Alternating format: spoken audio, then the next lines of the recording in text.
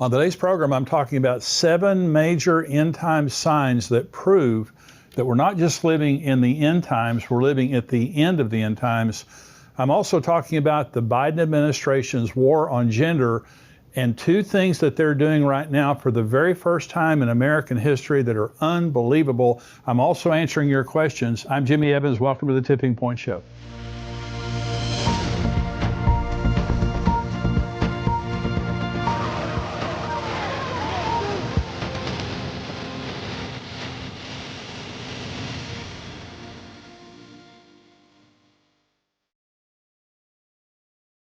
Welcome to the show today. I want to, first of all, just encourage you to subscribe to my channel if you're watching this on YouTube and like it. So the more you do that, the more people see this and the more people are able to get these messages and get the encouragement from them. But thank you for joining me today. I want to bring this message, first of all, on 7 major end times signs. Now, these are all specific to Israel, but these are all from the Word of God, and they all prove now that we're living in the end times. If you have friends, if you have family members or someone around you and they're scoffers and they scoff at the end times, these things that I'm about to tell you, these are absolutely undeniable signs that the Bible foretold thousands of years ago would happen in the last generation, and they've all happened in the last 73 years. So this is Genesis chapter 1. This is where I want to begin. God said, "Let there be lights in the firmament of the heavens to divide the day from the night, and let them be for signs and seasons and for days and years, and let them be for lights in the firmament of the heavens to give light on the earth." And it was so. So God created the lights in the heavens, and he said, let these be for signs and for seasons. Well, the word sign in the Hebrew is the word oath, and it means a signal, a banner, something that's showing you, like a sign on the highway. You're going down the highway, and the signs on the highway tell you where you're going and how far away you are. That's exactly what signs do related to the end times. The word season is the Hebrew word moed. It means feast, like the Feast of Israel. It also means an appointed time or a sacred season. So God is telling us now in the stars, from the very beginning in Genesis 1, when God created the heavens and the lights in the firmament, he said, I'm doing this to show the people on the earth signs and also special seasons, sacred seasons, the Feast of Israel. So understand this, from the very beginning, God established a universal method of communicating to mankind about important things that were happening and would happen in history, especially regarding Israel. And understand this, these are universal. So when Jesus was born the first time, when he came to the earth the first time, there was a star that led the wise men to Bethlehem. Now the world, it was there for all the world to see. I mean, it wasn't just there for the wise men, everybody could see it. But people didn't care, or they weren't watching for it. And so the entire earth is being warned by God right now in this generation from signs in the sun, moon, and stars. This is Jesus in Luke 21 regarding the end times. There will be signs in the sun, in the moon, and in the stars, and on the earth distress of nations with perplexity, the sea and the waves roaring, men's hearts failing them from fear, and the expectation of those things which are coming on the earth, for the powers of the heavens will be shaken. There will be signs in the sun, moon, and stars. Jesus is talking about the end times. That's the context of Luke chapter 21. There's going to be signs. I'm going to be showing you things in the sun, the moon, and the stars. They're going to be pointing to my soon return. I'm going to be showing you signs. Well, the question is, have there been signs? The first 2 major end time signs I want to talk to you about are absolutely incredible things that have happened in the sun, moon, and stars in the last 73 years. Okay, remember, this is Joel now, that there's going to be signs in the sun, moon, and stars. This is Joel chapter 2, talking about the end. It says, I will show wonders in the heavens and in the earth, blood and fire and pillars of smoke. The sun shall be turned into darkness, that is a solar eclipse, and the moon into blood before the coming of the great and awesome day of the Lord. Well, the coming of the great and awesome day of the Lord is the return of Jesus. the second coming of Jesus and the rapture. And so before that day comes, Joel says, and by the way, this is what Peter quoted in Acts chapter 2, okay, about the end times. So there's going to be blood moons and there's going to be solar eclipses, okay, in a special way. God is going to show us signs in the heavens that are revealing to us something special is happening. The question is, has it happened? Well, I want to talk about two phenomenal end time signs that have happened in the heavens that had to be God. The first are the blood moons. I don't know if you've heard about the establishment of blood moons, but by the way, a lunar eclipse is a blood moon. When the earth gets between the sun and the moon turns red. It's a blood moon. And so this is what Joel was talking about. Well, there have been 3 sets of tetrads. Now, a tetrad is a set of 4 lunar eclipses that happen back to back in 2 years on Jewish holy days. This would be on Passover. You see the graphic there right now on your screen. Now, these are the tetrad that happened in 2014, 2015. And so on Sukkot of 2014 and 15, you had a blood moon. And then, on Passover, you had a blood moon. Then on Sukkot, you had another blood moon, back to back. This is 4 lunar eclipses, blood moons, that happened over a 2-year period of time, all on Jewish holy days. Now, that happened in 1949 and 50. Remember, Israel became a nation in 1948, and the tetrad of blood moons, like you just saw there, happened in 1949 and 1950, all on Jewish holy days. Then in 1967, the Six-Day War was fought, and Jerusalem was unified. This is what Jesus prophesied in Luke 21, that they would be scattered, and then Jerusalem be trodden underfoot by Gentiles until the times the Gentiles were fulfilled. That was fulfilled in 1967, and in 1967 and 1968, there were 4 blood moons, all on Jewish holy days. Israel becomes a nation, blood moons. The city of Jerusalem is unified, blood moons. Then in 2014 and 2015, there are 4 more blood moons, the ones you just saw, plus there was a solar eclipse in 2014 on the first day of Israel's religious calendar, and there was a partial solar eclipse on the Feast of Trumpets, okay, during the tetrads. Okay, so what is the significance of those blood moons? Well, here's what I believe. In the ones in 1949 and 1950, that was the Holy Land. The Holy Land was given back to Israel. In 1967, 1968, it was the Holy City of Jerusalem, had come back under control of Jerusalem for the first time in 2,000 years. But in 2014 and 15, a lot of people are saying, what's the significance of that? It's the Holy Temple. The activity around the temple picked up huge around 2014, 2015. And by the way, right now, the Sanhedrin is creating the anointing oil to anoint the Messiah when he comes. Everything is ready for the temple. They have all the artifacts ready for the temple, all the temple vessels. They're training priests down in the valley of Jericho. They're training priests. And so they're ready to rebuild. And this is something, and by the way, the Jews for the first time in 2,000 years are praying, legally praying on the Temple Mount and gathering there, sometimes by the hundreds or thousands. It's an amazing thing that's happened, and it started around 2014, 2015, and I believe soon we will see the rebuilding of the temple. That is a major, major end-time sign that is in the heavens. It's undeniable. You can look that up on NASA. You can look it up on different types of astronomy programs. The blood moons are real, and they haven't happened. These kinds of things don't happen now for hundreds of years at a time. So these are not regular phenomenon. A lunar eclipse is, but not a tetrad on Jewish holy days. The second major end-time sign related to the sun, moon, and stars is the Revelation 12 sign that happened on September the 23rd, 2017. Now, what I'm about to say to you is the second most important thing that has happened in my lifetime regarding the end times. Now, I was born in 1953, so I wasn't around when Israel became a nation. But I was around in 1967 when Jerusalem was reunified. That's the most important thing that's happened prophetically in my lifetime. The second most important thing was the Revelation 12 sign on September 23rd, 2017. Here's the Revelation 12 sign. This is Revelation 12 describing now an end times astronomical sign that's going to happen. You see a graphic there on your screen. But this is Revelation 12. Let me read the scripture, then I'll explain the graphic to you. A great sign appeared in heaven, a woman clothed with the sun, with the moon under her feet, and on her head a garland of 12 stars.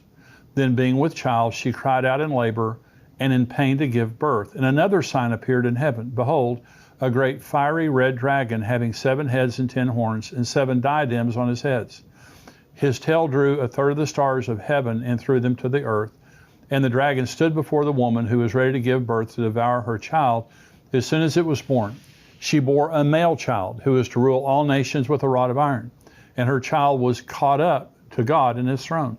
Then the woman fled into the wilderness, where she has prepared a place by God, that they should feed her there 1,260 days. Now this was literally fulfilled. Now there is a prophetic fulfillment here related to Israel, but you see on the screen there, you see this graphic. Let me explain it to you.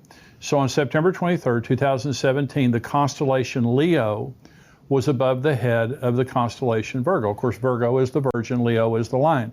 And so the Virgin is Mary, and of course Leo is Jesus. But you have, Leo has 9 stars. Remember, it says that there was a garland of 9 stars over her head. Well, the Leo has 9 major stars that make up the outline. But on September the 23rd of 2017, Mercury, Mars, and Venus joined those 9 stars to make 12 stars that were over the head of the Virgo, constellation Virgo.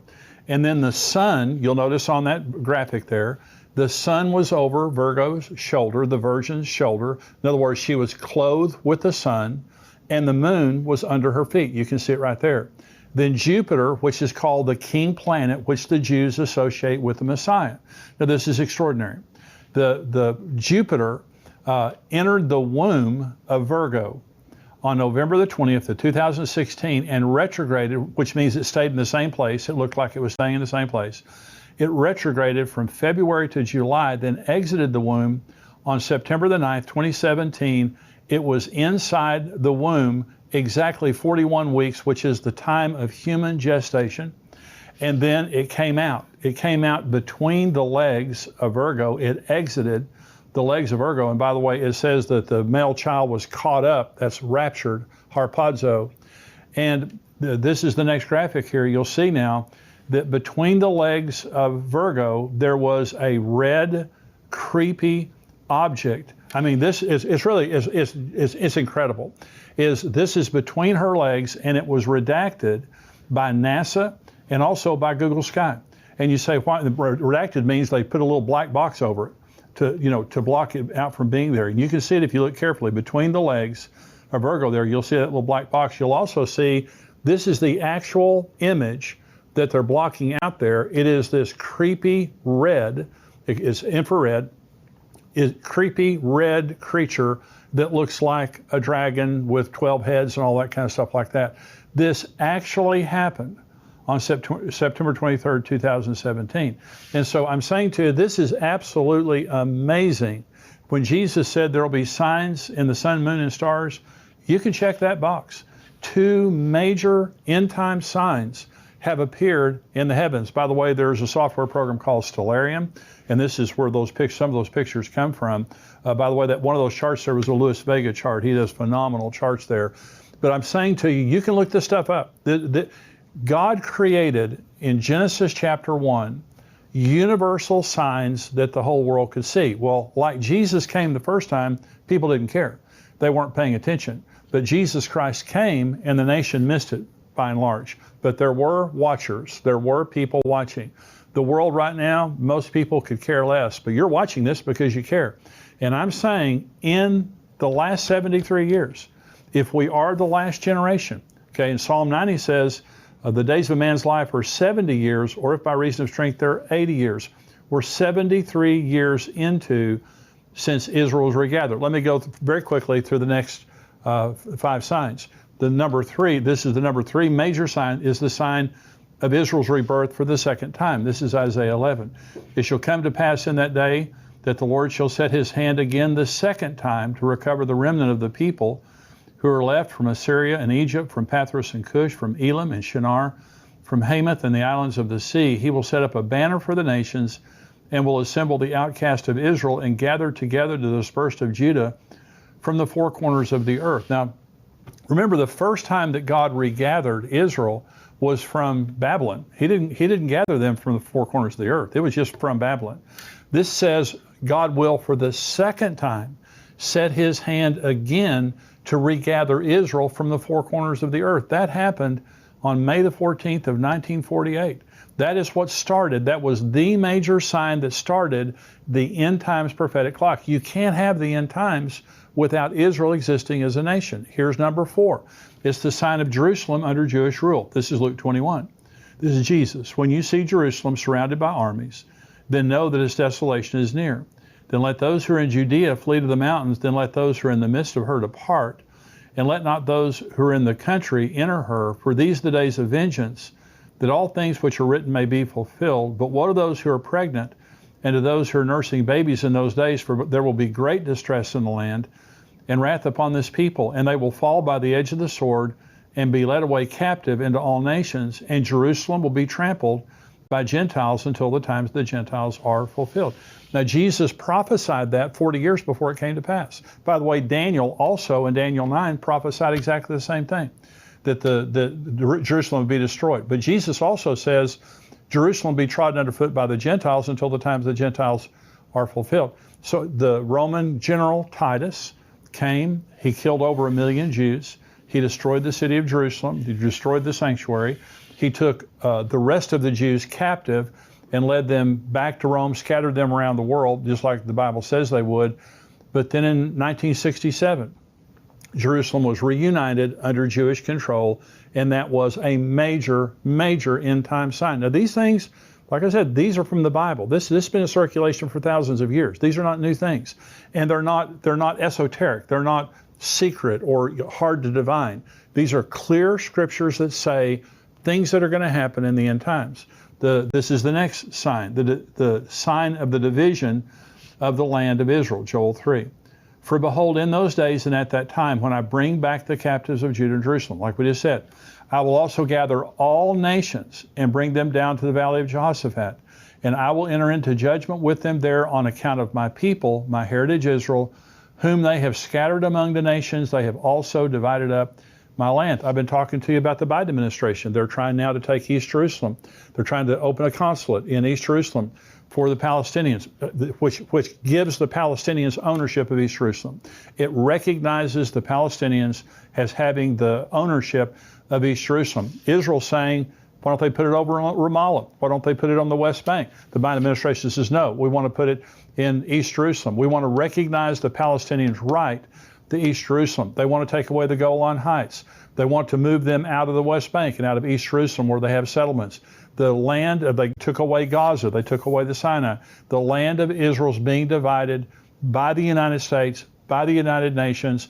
This is happening in your lifetime, and God says that he is angry, that he is going to bring all the nations down and to enter into judgment with them there at the same time. In those days and at that time, when I bring back the captives of Judah and Jerusalem, I'm going to enter into judgment with all the nations because of the way they've treated my people.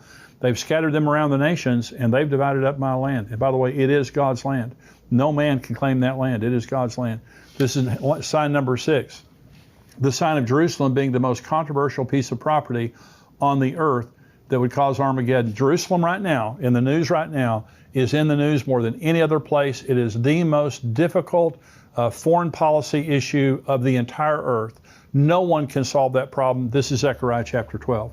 Behold, I will make Jerusalem a cup of drunkenness to all the surrounding people when they lay siege against Judah and Jerusalem.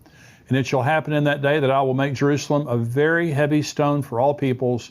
All who would heave it away will surely be cut in pieces, though all the nations of the earth are gathered against it. The last scene of human history is the entire earth coming against Jerusalem. And during the Obama administration, the United Nations was trying to impose a two-state solution on Israel. Impose means they're going to militarily impose. They're going to force Israel to give up East Jerusalem. And this is what's going to happen. They're not going to give up East Jerusalem. The Jews have consistently said that Jerusalem is the eternal, indivisible capital of Israel. The world will hate them for that. They will continue to pressure him for that. This is happening in our news right now. You don't have to look around to make this thing happen. This is happening right now. But it's going to get worse until the point that there's an ultimatum given by the United Nations, the armies of the world, but they will ultimately come against Israel. Jerusalem is the most difficult issue today and the most contested piece of real estate on the earth.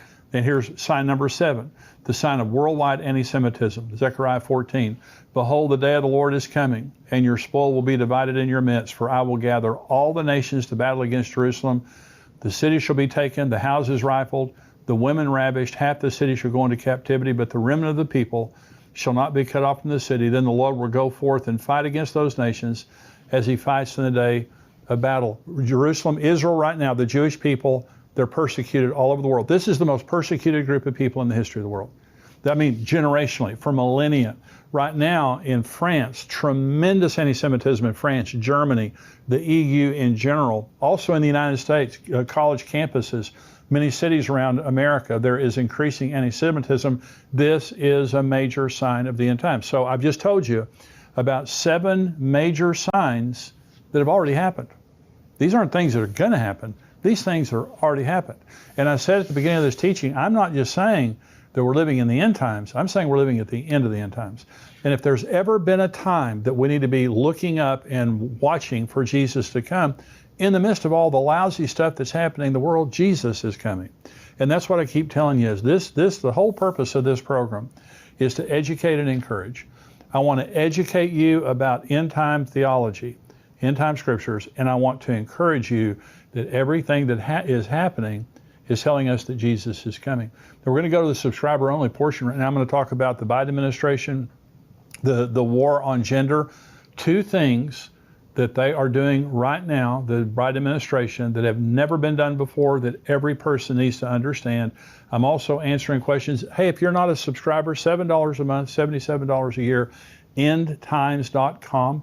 Go there, become a subscriber so you can get everything we get. And we have articles through the week. We have all kinds of other stuff. I'm interviewing Mark Biltz, Pastor Mark Biltz, and also I'm interviewing Pastor Billy Crone next week. We have interviews that are coming up, all kinds of good stuff, not just the Tipping Point Show. I want you to be able to get all of it. $7 a month, $77 a year. If you are a subscriber to endtimes.com, you can't watch the full version here on YouTube. You've got to go over to endtimes.com. And so thank you for joining us. Subscribers, stay tuned.